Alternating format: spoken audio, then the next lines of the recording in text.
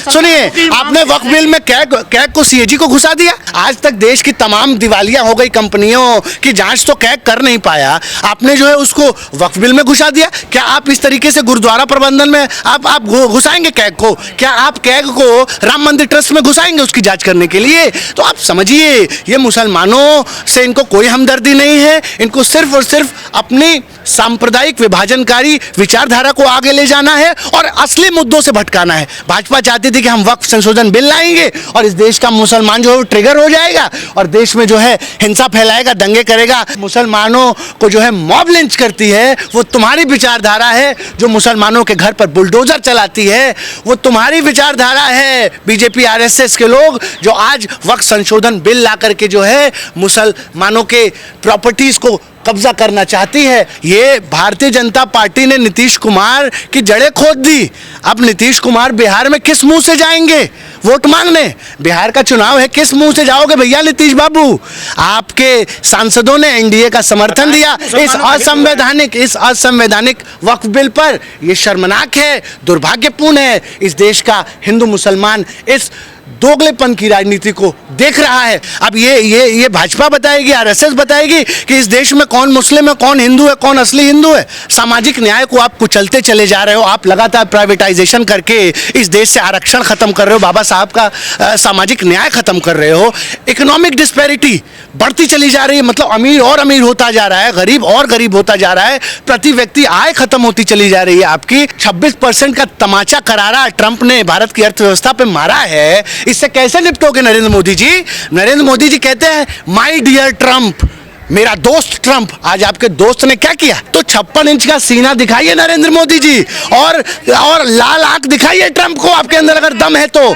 कौम को जो है धोखा दे रहे हैं, उनके साथ विश्वासघात कर रहे हैं। ये चंद्रबाबू नायडू कौन है? ये नीतीश कुमार कौन है? जयंत सिंह कौन है? ये आप चिराग पासवान कौन है? ये वही लोग हैं जिन्होंने विश्वासघात किया है, मुसलमानों का वोट लेकर के मुसलमानों से गद्दारी की है। इनको मुसलमान कौम पहचाने, नीतीश कुमार को आप पहचानिए और नीतीश कुमार को उखाड़ फेंकिए। No, you don't know anything. You are interrupting.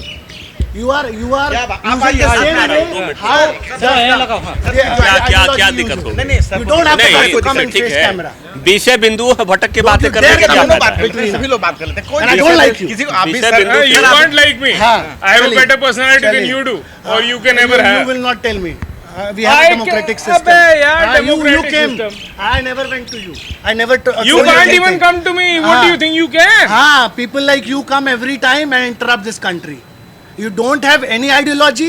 You don't have any bloody sense to develop this country. You come and interrupt. What you want? मैं 10 साल कनाडा में जाने के बाद वापस आया। Wherever you go, it is your personal interest.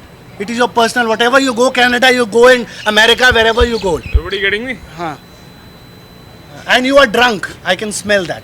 Are you drunk or not? Tell me the truth. Are you out of your mind? Yes. No. Are you drunk or not?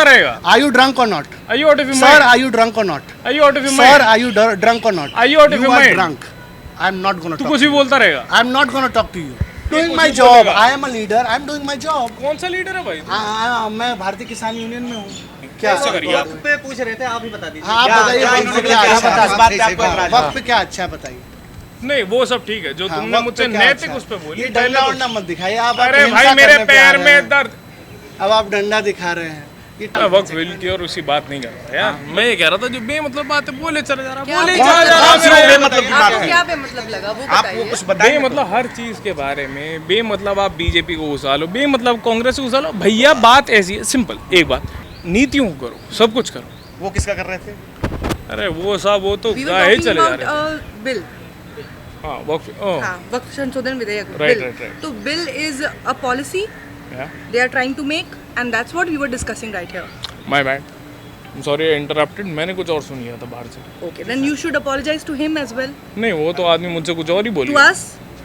I apologize to you, ma'am. Then जिस bill के लिए लगातार काली पट्टी बांध करके मुसलमानों ने संदेश दिया, तमाम अल्पसंख्यक नेताओं ने इसकी मुखालफत की खुलेआम, उस बिल को आपने पास कर दिया। यही तानाशाही है, शुद्ध रूप में यही तानाशाही है। और ये दिखाती है कि किस तरीके से जब मेजॉरिटी का रूल आता है तो कैसे माइनॉरिटी को दबाया जाता है, कुचला जाता है, उसके हक हकूक को ख़त्म किया जाता है।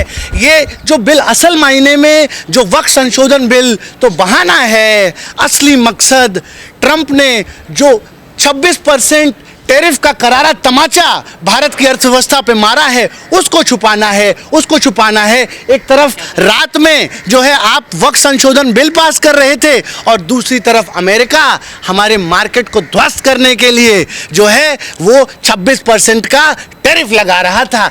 ये दिखाता है कि किस तरीके से भ्रांति जनता पार्टी देश के अहम मुद्दों से देश को भटकाना चाहती है और इस तरीके के हिंदू मुस्लिम के फसाद में फंसा करके अपनी संकीर्ण राजनीति को जो है आगे ले जाना चाहती है। लाखों एकड़ जमीन जो है उसमें पड़ी हुई है, सरकार उससे कमाई करना चाहती है, उसके द्वारा जो देश के गरीब मुसलमान हैं उसका भला करना चाहती है, तो बाकी पार्टियां तो कर नहीं पाई और इस बात को लेके आया है और मुस्लिम खुशियां मना रहे हैं। आपने क्या टीवी भी नहीं देखा, आप मीडिया में नहीं देख रहे हैं? धन्यवाद कर रहे हैं मोदी जी का मुसलमान। देखिए आप लोग कब तक जो है इस तरह से बरगलाते रहेंगे? तुमने लूटा है सदियों हमारा सुकून, अब न हम पर चलेगा तुम्हारा फसूं।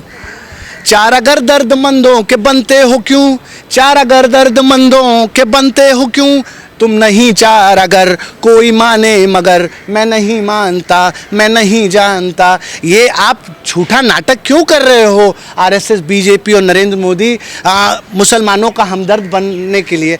तुम्हारी विचारधारा एक तरफ मुसलमानों को जो है मॉब लिंच करती है, वो तुम्हारी विचारधारा है। जो मुसलमानों के घर पर बुलडोजर चलाती है वो तुम्हारी विचारधारा है। बीजेपी आरएसएस के लोग जो आज वक्त संशोधन बिल ला करके जो है मुसलमानों के प्रॉपर्टीज को कब्जा करना चाहती है।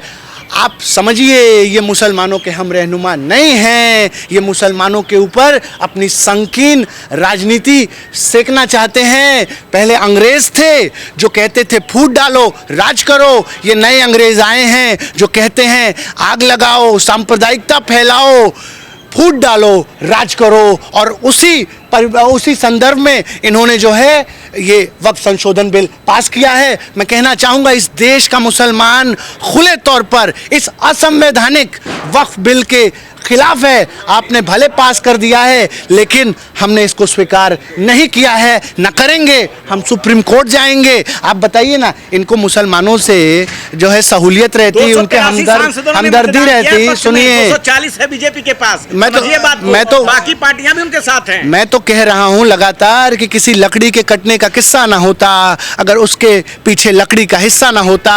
ये मुसलमान कौम तय करे कि आप कौन से नेता बना रहे हो। ये चंद्रबाबू नायडू, ये नीतीश कुमार, जो लोगों ने आपका वोट लिया, सांसद बने, सत्ता के सर्वोच्च शिखर पर पहुंचे, आज वो आपके खिलाफ खड़े हैं। नहीं चाहते पारदर्शिता नहीं। और एक और चीज इसमें बहुत अच्छी आई है, ये भारतीय जनता पार्टी ने नीतीश कुमार की जड़ें खोद दी।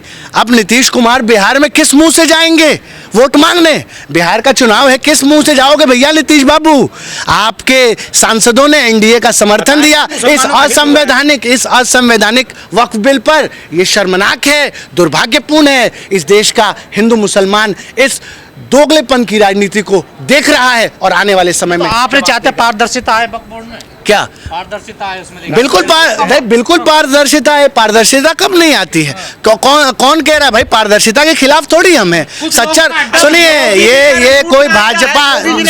ये कोई भाजपा नया वक्त संशोधन बिल नहीं लाई है। सच्चर कमेटी की रिपोर्ट पड़ी हुई है और बहुत दिनों से पड़ी हुई है। पिछली सरकारों ने सच्चर कमेटी की सिफारिशों को जो है उस पर पॉलिसी बना रहे थे। आप सच्चर कमेटी की सिफारिशों को ही लागू कर देते। उसमें से कुछ आपने लागू किया जो आपके सो कॉल्ड सांप्रदायिक राजनीति को पोषित करती है, उसको लागू किया, और जो नहीं करती है उस आप बताइए ना कि इन्होंने कहा कि 5 साल आपको जो है वो प्रैक्टिसिंग मुस्लिम होना पड़ेगा। ये तो खुलेआम तानाशाही है।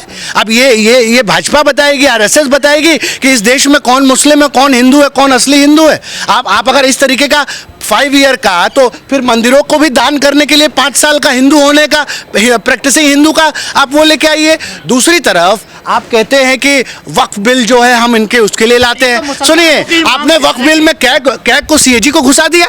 आप बताइए ना, कैग किसकी जांच करता है? कैग जो है वो कंसोलिडेटरी फंड्स की जांच करता है, वो सरकारी फंड्स की जांच करता है। आज तक देश की तमाम दिवालियां हो गई कंपनियों की जांच तो कैग कर नहीं पाया, आपने जो है उसको वक्फ बिल में घुसा दिया। क्या आप इस तरीके से गुरुद्वारा प्रबंधन में आप घुसाएंगे कैग को? क्या आप कैग को राम मंदिर ट्रस्ट में घुसाएंगे उसकी जांच करने के लिए? तो आप समझिए, ये मुसलमानों से इनको कोई हमदर्दी नहीं है, इनको सिर्फ और सिर्फ अपनी सांप्रदायिक विभाजनकारी विचारधारा को आगे ले जाना है और असली मुद्दों से भटकाना है। अरे इस देश का किसान रोज आत्महत्या कर रहा है। इस देश में आज भी आप कहते हो हम विश्व गुरु हैं और नाले में उतर के रोज जो है दलित मर रहा है। सामाजिक न्याय को आप कुचलते चले जा रहे हो। आप लगातार प्राइवेटाइजेशन करके इस देश से आरक्षण खत्म कर रहे हो, बाबा साहब का सामाजिक न्याय खत्म कर रहे हो।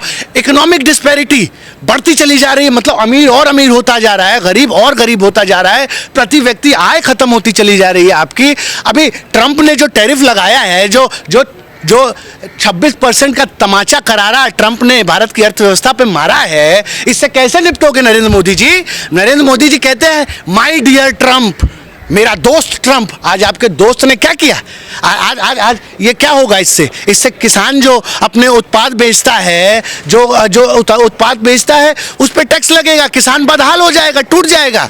तो 56 इंच का सीना दिखाइए नरेंद्र मोदी जी और लाल आंख दिखाइए ट्रंप को, आपके अंदर अगर दम है तो उनकी मुखालफत करिए आप जाकर के।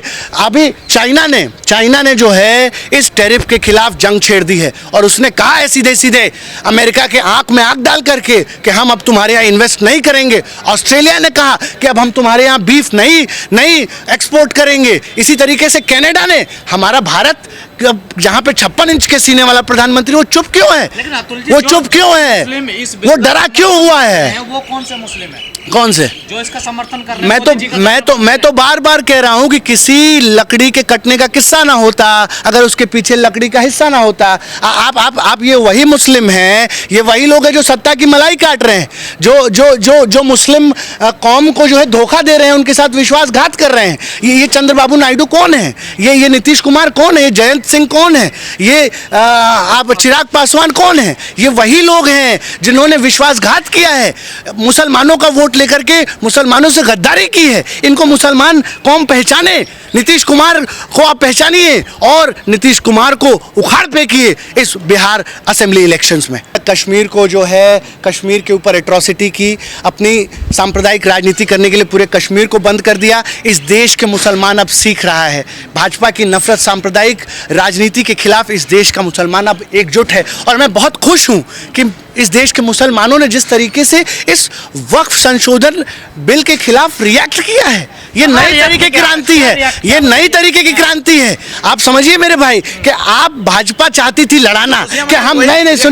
सुनिए, भाजपा चाहती थी कि हम वक्फ संशोधन बिल लाएंगे और इस देश का मुसलमान जो है वो ट्रिगर हो जाएगा और देश में जो है हिंसा फैलाएगा, दंगे करेगा, आंदोलन करेगा। लेकिन उसके विपरीत इस देश के मुसलमान ने शांतिपूर्ण ढंग से गांधी जी के रास्ते पे चलते हुए, अम्बेडकर जी के रास्ते पे चलते हुए उसने जो है शांति प्रिय रास्ता अपनाया है। और हम बिल्कुल, हमें इस देश के आईन में, संविधान में भरोसा है, हमें बाबा साहब के संविधान में भरोसा है, इस देश के सर्वोच्च न्यायालय में भरोसा है और इसलिए हम इस असंवैधानिक वक्फ संशोधन बिल के खिलाफ सुप्रीम कोर्ट में जाएंगे, गली चौक मोहल्लों में जाएंगे, क्रांति की अलख जगाएंगे और इन तानाशाहों को सत्ता से उखाड़ फेंकेंगे। कैसे नहीं मानेंगे? सांसदीय तरीके से आया है, मानना पड़ेगा। ये भी कह रहे हैं वो कि इस बिल को पास करने के बाद पूरी भारत की जो तस्वीर बदल नहीं, आप सब रिपीट होंगे। अमित शाह क्या बोलने लायक है? अमित शाह, आप बताइए ना, इस देश का 90% मुसलमान तो इस बिल को नहीं चाहता है, तो क्या अमित शाह जो गए उन मुसलमानों से उन्होंने पूछा है? ये आप कहने के लिए, और किस अमित शाह की बात कर रहे हैं? इनके ऊपर स्वयं जो है तड़ीपार होने का आरोप लगा पूर्व में, ये स्वयं आपराधिक गतिविधियों में लिप्त पाए गए पूर्व में, इनके मुकदमे खत्म हुए हैं। आज दुर्भाग्य इस देश का कि आज ऐसे लोग जिनका क्रिमिनल बैकग्राउंड है वो इस देश के गृह मंत्री बन रहे हैं, वो जो है संवैधानिक पदों पर जा रहे हैं, वो कानून बनाएंगे। यहाँ दिल्ली में भी एक न्याय मंत्री आपने बनाया है, कपिल मिश्रा, अभी उसके ऊपर जो है मुकदमा कायम हुआ है दिल्ली में दंगे भड़काने का। तो आप समझिए, ये जो लोग आज सत्ता में हैं, इनको मुसलमानों से कोई लेना देना नहीं। और अगर हिंदू को भी लगता है ना कि ये हिंदुओं के हम रहनुमा हमदर्द है, तो ये हिंदुओं के भी नहीं है, किसी के नहीं है। ये सत्ता परस्त लोग हैं, इनको सिर्फ और सिर्फ अपनी कुर्सी प्यारी है, और कुर्सी के लिए ये किसी हद तक जा सकते हैं, कुछ भी कर सकते हैं। बीजेपी कह रही है संसद को भी बचा लिया हमने, इस पर भी दावा ठोक रहे थे वो, तो देखिए। नहीं, ये तो आप दंगाई सांप्रदायिक गोदी मीडिया की भाषा बोल रहे हैं। कभी भी इस देश में कहीं क्लेम कर देने से ना किसी का कोई प्रॉपर्टी नहीं हो जाता है। इस देश में कानून है, संविधान है, ये कॉन्स्टिट्यूशन क्लब है। कल को मैं यहाँ खड़ा हूँ, अभी कल को कह दूँ कॉन्स्टिट्यूशन क्लब मेरा है, तो क्या कॉन्स्टिट्यूशन क्लब मेरा हो जाएगा? कॉन्स्टिट्यूशन नहीं। वक्फ भी जब आप कहते थे पूर्व में कि ये प्रॉपर्टी वक्फ है, सुनिए ना प्लीज मेरी बात सुन लीजिए। आप जब पहले भी कहते थे कि ये वक्फ की प्रॉपर्टी है, तो उसके लिए जांच होती थी, उसके लिए वक्फ ट्रिब्यूनल था, उसके लिए न्यायाधीश उसकी जांच करती थी, सर्वे कमिश्नर होते थे, वो जांच करते थे, कागज देखते थे, पुराना इतिहास देखते थे, और लीगल ग्राउंड्स पे उस प्रॉपर्टी को जो है वक्फ को देते थे। तो ये तो आपने तो ऐसा कह दिया कि ये भू माफिया है। शर्म और दुर्भाग्य की बात है कि जो देश में जो है सेक्युलरिज्म है, जिस देश में धर्मनिरपेक्षता है, उस देश में आप 24 घंटा 365 दिन जो है वो धर्म के नाम पर नफरत। और आरएसएस का तो इतिहास रहा है, सुनिए 3 बार आरएसएस पर बैन लगा है इस देश में। सांप्रदायिकता, यही आरएसएस और हिंदू महासभा की वजह से हमने महात्मा गांधी जैसे संत को खोया है, हमने झेला है। इस हिंदू मुस्लिम जब पार्टीशन हुआ था, तो मतलब ये तो पढ़े लिखे लोग नहीं है। अगर आपके पास समय तो जाके पढ़िए शहादत हसन मंटो को, भीष्म साहनी को पढ़िए कि किस तरीके से देश में खूनी खेल चला, किस तरीके से लाशों की नदियां बहीं, किस तरीके से खून की नदियां बहीं। और इस देश को हम उसी खूनी मंजर से बचाना चाहते हैं। कहते हैं कई लोग कि आप जो है भाईचारे के लिए बोलते हो, आप जो है हिंदू मुस्लिम एकता के लिए बोलते हो, गंगा जमनी तहजीब के लिए बोलते हो। मुझे गर्व है क्योंकि मैं इस देश को उस अराजकता, उस सांप्रदायिकता से, उस खून की नदी से बहाना चाहते हैं। और यही बात इस देश का संविधान भी कहता है। इसलिए मैं कहना चाहता हूं इस देश के हिंदू और मुसलमानों से कि आप एक होइए, इन सत्ता परस्त, इन बात डालने वाले, फूट डालने वाले लोगों को पहचानिए।